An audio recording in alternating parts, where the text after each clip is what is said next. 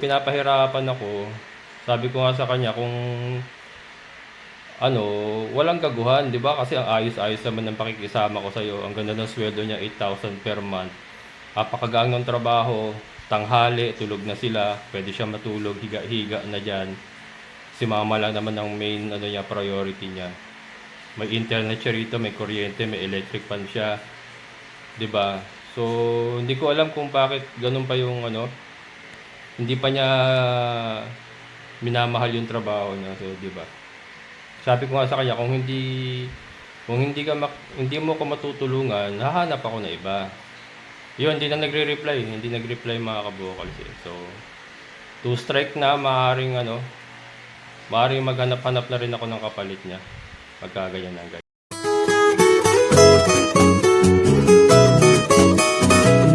So, mga kabukals, good morning. Andito tayo sa San Jose del Monte. Dito ako natulog kasi day off si Naning kahapon. Rumampa. Hindi, day off talaga niya every katapusan. Pagka sweldo niya,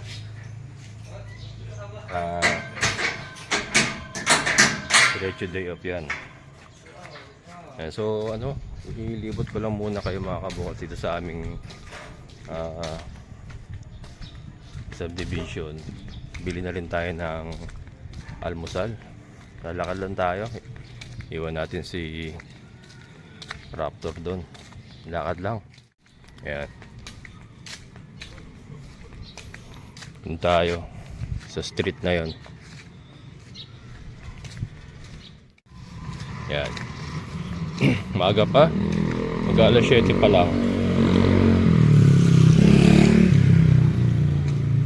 So yung malaman ko sa nakatira si Ate Glenda. Ayan. Ayan yung itim na SUV. Sa kanya yan. Ayan, dyan siya nakatira. So halos kapitbahay lang kami. 2 street lang yung layo namin. Kaya matagal ko na rin kilala talaga si Ate Glenda. Wala pa tayong hindi pa tayo nakakuha sa San Rafael. Kilala ko na yan. Actually siya ang nagdala sa akin doon sa siya ang nagdala sa akin doon sa San Rafael.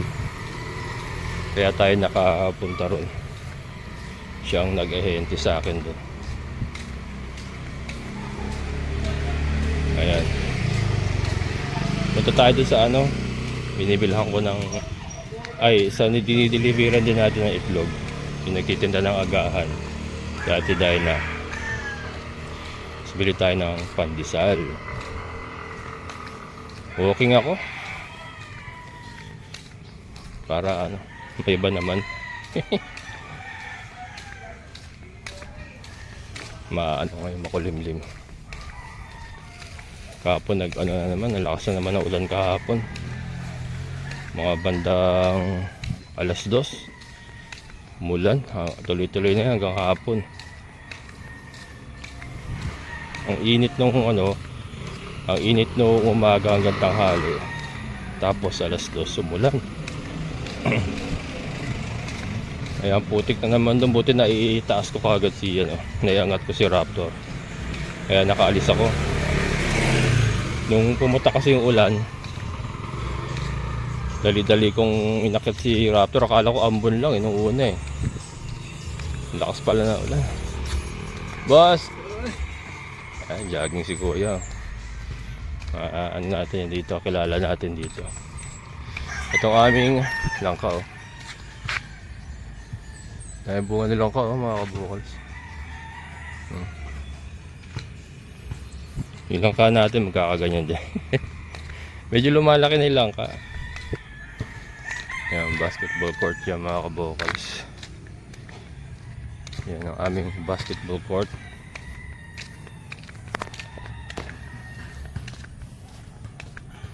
Ito mga bakanting lote yan eh. May mga nag-aalaga ng mga panabong. Pero pasok yan dito sa subdivision.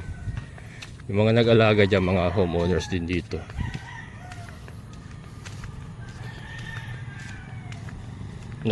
Sarado yata. Hindi, bukas. Ito, balik na naman tayo sa sa San Rafael. Hintayin ko na si Naning. Usapan namin alas 8 siya babalik eh. Si mama kasi napakakulit na talaga, hindi mo talaga pwedeng iwanan. Kaya nakatulog pa ako. Sabi ko, wag mo na siyang bababa. Tutulog pa ako. Wala pa alas 6, para 5:30 pa lang yata. Tutulog pa ako. Nakita ko, naririnig ko kumakalabog-kalabog to sa kwarto niya. Kaya, kumakalabog-kalabog na. Sabi ko, wag kang muna bababa, matutulog pa ako. Maya-maya naririnig ko, mababa na ng hagdan. Ay, walastik. Gising na rin ako. Yan, dito tayo nagdi-deliver na agahan. Kay Ate Dinah. Yun, pansit.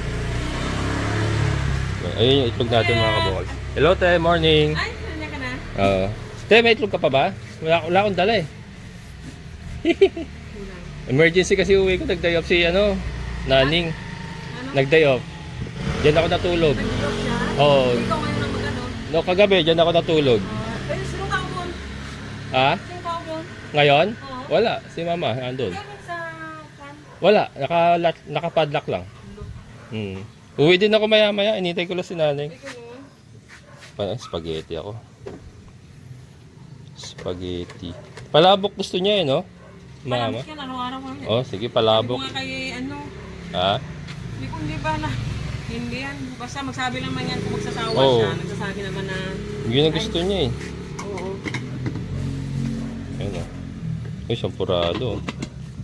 Ayun. Sopas Nag-isipan ako spaghetti yung sa akin. Pansit. Yung spaghetti naman maiba. Saka sa spaghetti. Yan, maghahatian pa namin yan eh. Hindi niya nauubos yun eh. Itong oo. Kasi sila ni lahat sila nito eh. Oo. Yan mga kabukals yung brown eggs natin nangingibabaw. Nangingibabaw. Mabili pa rin yung brown eggs? Siyempre. Oo. Ay, kunti na lang yun doon Konti na lang? Wala nang ngayon. Ayun, dalawang tray, konti na lang? Wala nga rin na yun. Ha? Wala nga rin na yun sa Pagbalik ko, Ang piraso na lang yun. baka sa Makalawa makabalik Hindi ko. ako Okay lang. Oo, Hindi mo lang laman. okay lang. Pero yan mo lang nilagdag mo. Oo.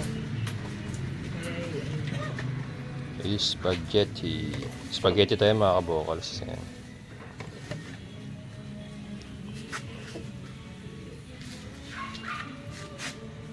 Saka sa spaghetti ito eh. At isi-size kanina to? Yes. 2, 4, 6, 8 na lang 8 na lang 8 kaagad yung nabawas Hard boiled niya mga kabokals. Nilaga. Mabilis ang galawan ng brown eggs ni ate. Yan. Thank you, te. Thank you. Ayan mga kabokals. Balik tayo. Bili tayo pandesal naman ngayon. Yan, pinutol ko. May nagpatugtog. May sounds eh. May pabili. Yan. Dito sa bakery. May pandesal ka pa? 20. 20 pesos. Yan. Pandesal. Tapos meron tayong spaghetti saka palabok kay mama. Yung palabok na iba, sa akin pa rin mapupunta yun kasi hindi niya inuubos.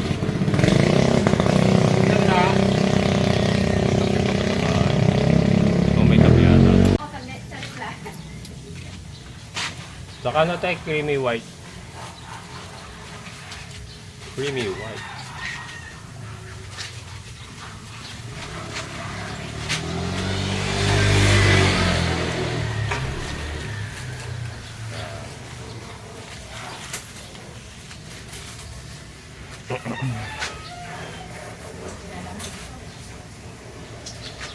Thank you.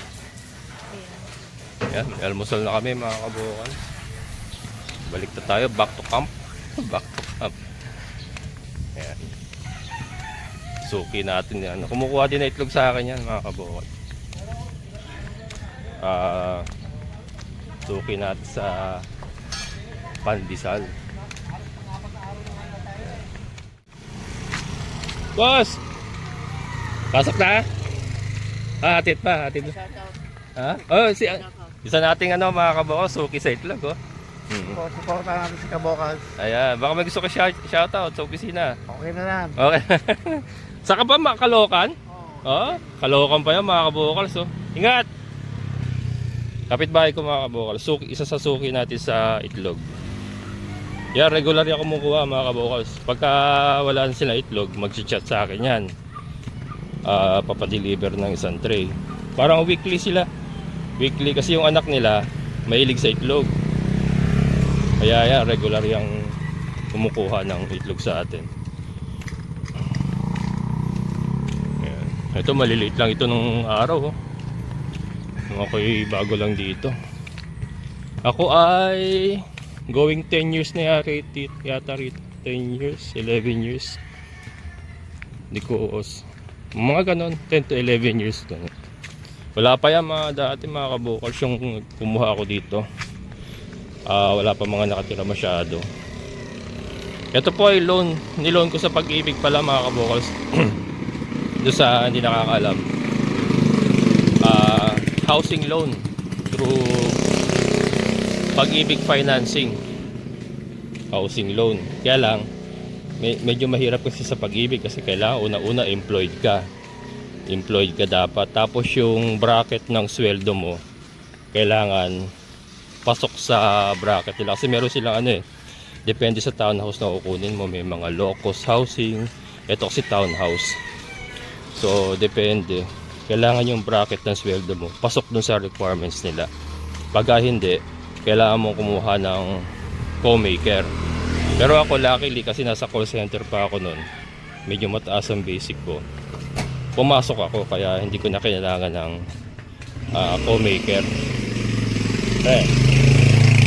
Hindi ko na kailangan ng co-maker kaya solo ako na nakapangalan sa bahay. Ayan. Yung iba kasi mag-asawa, parehas na may trabaho, mag-asawa. Pagka hindi kasya yung sweldo, hindi pasok sa bracket yung sweldo nila, mag-asawa silang co-maker. Yan. Pag-ibig, mahirap yun. May mga employment verification pa yun.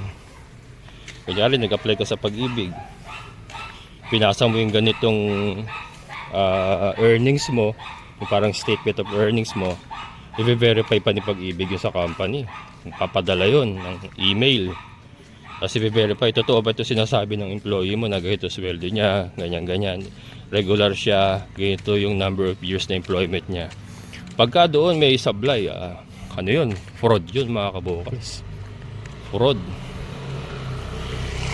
Hindi ka lang madidisqualify sa Pag-ibig application mo, matatanggal ka pa sa trabaho kasi pinosify mo yung dokumento mo galing sa company. So yun, medyo kaya mahirap din talaga mag-apply sa sa Pag-ibig. Kaya nga itong sa San Rafael, super dali lang makakuha kasi valid IDs lang kailangan at saka yung kakayanan mo magbayad, makakakuha ka na ng hulugan lupa. Whereas sa Pag-ibig nga marami pang dokumento. Ayan, so nandito na tayo. Ayan sila Ate Denya, yung mga kamag-anak niya sa Amerika, mga viewer din natin. Anak niya seaman.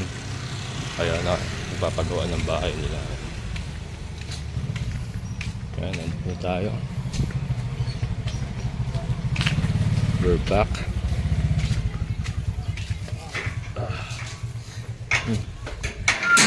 Ano na kayo? Ha? Ano na?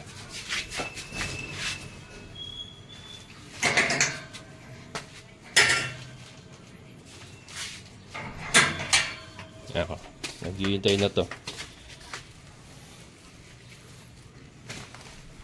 Ayan o.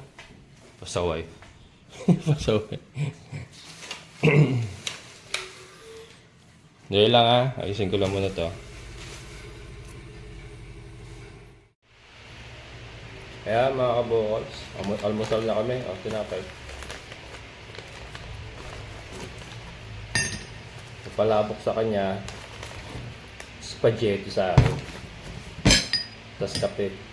Hindi na talaga ako nagki 3 in 1 mga kabukals. Dito lang. Sa San Rafael kasi meron na ako din yung kape, yung puro kape. Tapos may separate na creamer. Tapos asukal na pula. Kaya lang kasi dito, hindi ko nadala. Kaya ano kami, 3 in 1. Ay, sorry. Pangalan natin lagay para kita nyo. Pandesal mga kabukals. Kain tayo mga kabukals. Almusal. Wala pa si nanay. Usapan namin alas 8 eh. Pero ano pala naman. Wala pa 7:30, 7:20 pa lang. So pagdating niya sakto, nakakain na kami. And then balik na ako sa San Rafael.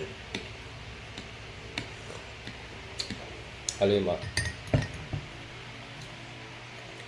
Malit lang sa kanya. Ayun o. Ito yung akin.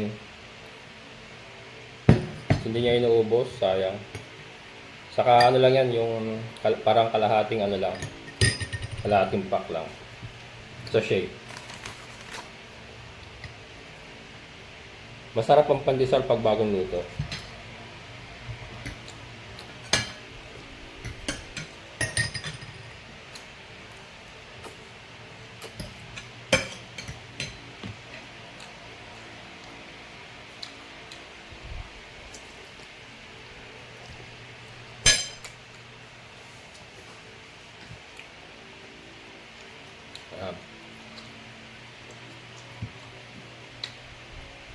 Pagka meron natira sa sa gilid ng bibig, ito rin pang paano mo. Pagpunat mo. Magkain.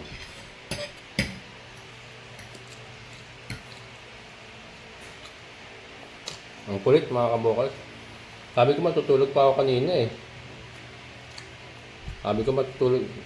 Narinig ko kumakalo-kalubog doon eh. Alam ko na eh. Bumabango na yan eh. Inano ko siya, sabi ko matutulog-tulog pa ako. Mamaya ka na bumaba. Maya, ayun na. Ala, baba rin ako.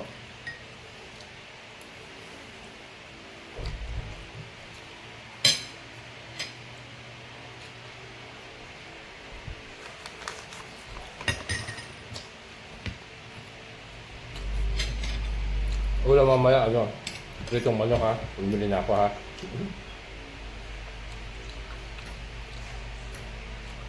Kamusta mo kayo nanay? Kamusta mo kayo nanay? Hindi na sumasama sa kanya bumili pag almusal? Hindi na. Bakit? Layo kasi natutumba ako eh. Papagod ka?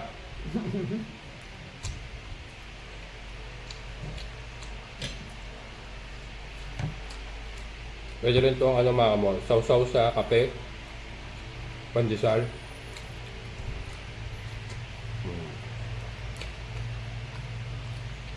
Sarap din. Sausaw sa kape.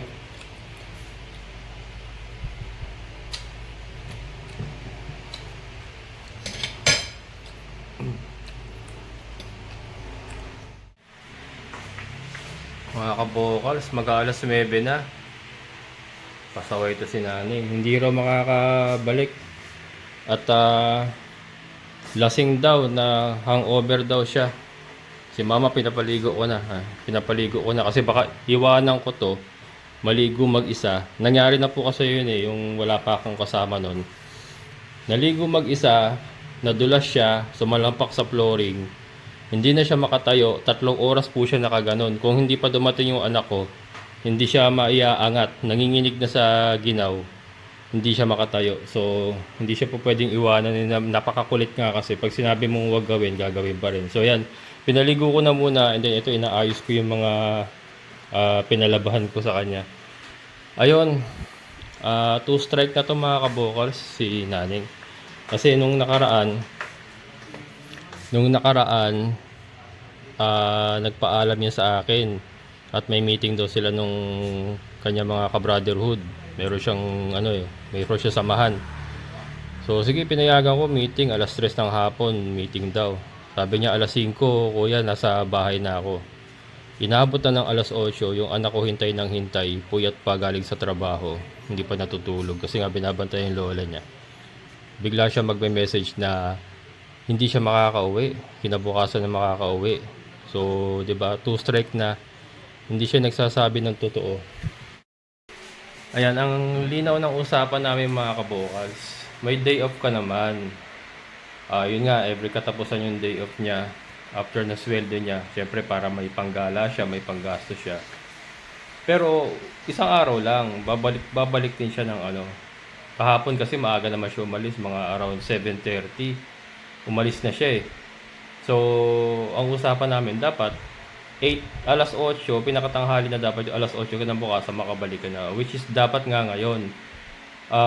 Ayun, nag-message sa akin kanina, ang dahilan niya, lasing daw siya, hangover. Sabi ko nga, kung hangover yan, pwede ka naman matulog dito. Ginagawa naman niya mga kabukas. Kasi nakamonitor ako sa CCTV. Pag tungtong ng alauna, pareho silang tulog dyan ni mama. Magkatabi pa sila. Minsan magkadikit pa ulo niya natutulog. Hanggang hapon na yun, tulog na siya. So, di ba, napakagaan ng trabaho niya. So, yun sabi ko sa kanya, kung hangover yan, pwede ka naman matulog dito. Pero, ang dahilan nga niya, bukas pa raw siya makakauwi. Well, 2 strike na mga kabokals, 2 strike na. Sabi ko nga sa kanya, kaya kita kinuha para mapagaang yung trabaho ko, hindi para pahirapan ako. Kasi, ayan, hindi siya uuwi ngayon. So, obligado na naman akong bumalik mamayang gabi. So, ito tanghali na ako makapagpapakain ng mga alaga natin. And babalik na naman ako mamayang gabi. 'Di ba? So, pinapahirapan ako. Sabi ko nga sa kanya kung walang gaguhan, 'di ba? Kasi ang ayos-ayos naman ng pakikisama ko sa iyo. Ang ganda ng sweldo niya, 8,000 per month. Napakagaan ng trabaho, tanghali, tulog na sila. Pwede siya matulog, higa-higa na diyan. Si mama lang naman ang main niya, priority niya. May internet siya rito, may kuryente, may electric fan siya. 'Di ba? So, hindi ko alam kung bakit ganun pa yung hindi pa niya minamahal yung trabaho niya. So, 'di ba? Sabi ko nga sa kanya, kung hindi mo ko matutulungan, hahanap ako na iba. Yun, hindi nagre-reply mga kabokals eh. So, 2 strike na, maaaring maghanap-hanap na rin ako ng kapalit niya. Pagka ganyan. So, yun. Bad news, mukhang bumabalik yung dating naning.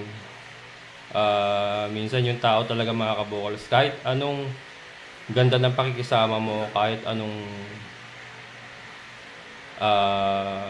kumbaga pinipilit mong maging mabuti sa kanya, 'di ba? Pero sablay pa rin, hindi marunong magbalik ng malasakit. So, yun. Another problem na naman. So, babalik na naman ako mamayang gabi mga kabokals. Hinihintay ko lang maligo to si mother. Tapos ito, itutupi ko ito. Ito pa isa. Hindi pa niya tinupi. Yung isang araw pa dinala ito eh. Pinalaba ko sa kanya. Hindi pa niya tinupi para dadaling ko na lang sa Ayan mga kabokals. So, tuloy-tuloy ang problema. Pero ayan, tuloy-tuloy din po tayong lumalaban. Pero ito, kausapin ko siya. Hindi ko alam ba't hindi na nag-reply. Baka yung dahilan niya mga kabokals hindi ako kumbinsido. Hangover. Kung hangover ka, umuwi ka dito, matulog ka. O kaya, mamayang hapon, bumalik ka rito. Matulog ka buong maghapon dyan sa inyo. Pero bumalik ka ng hapon. Kaya lang yung kinabukasan ka pa babalik, hangover ang dahilan mo, di ba? Galing ako sa company mga kabokals, yung mga ganyan dahilan, baka sampalin ka ng manager mo. Mga ganyan dahilan mo, hindi uubra yung ganyan mga kabokals. So, di ba? Halata mo nagsisinungaling. So, yan. Nakaka-stress na naman. Stress na naman ako. Nababawasan naman ng aking hairline, mga kabokals. Kaya maraming salamat sa inyong maling pagsama. Patuloy po ang ating mga problema, pero patuloy din po tayong lalaban. So, amazing na buhay pa rin mga kabokals. Hanggang sa muli. Bye-bye!